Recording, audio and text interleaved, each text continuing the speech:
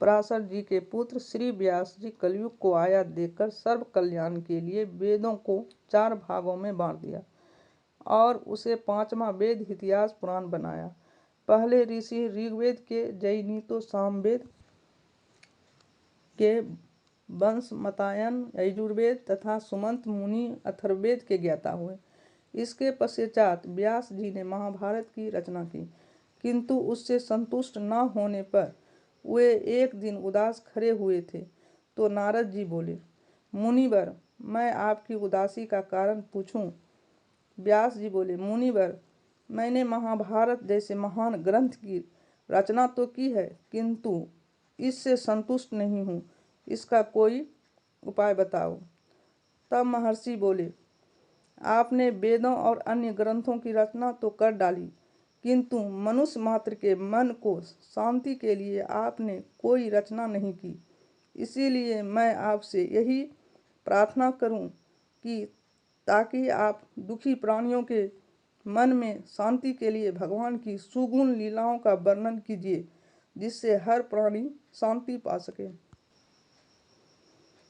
इन महान ग्रंथ की रचना करते समय व्यास जी ने ब्रह्मा जी की उपासना कर उन्हें नमस्कार किया और कथा आरंभ करते समय बोले, सुख सागर पढ़ने और सुनने वाले के शरीर में स्वयं भगवान निवास करते हैं।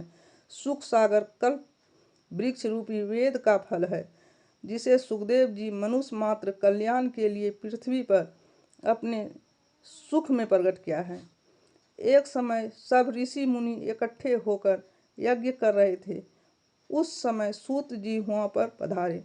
तब मुनियों ने उनका आदर करते हुए कहा, हे मुनि श्रेष्ठ, आपने तो संसार को कल्याण मार्ग दिखाया है, अब हमें भी तो श्री कृष्ण की लीला कथा सुनाएं।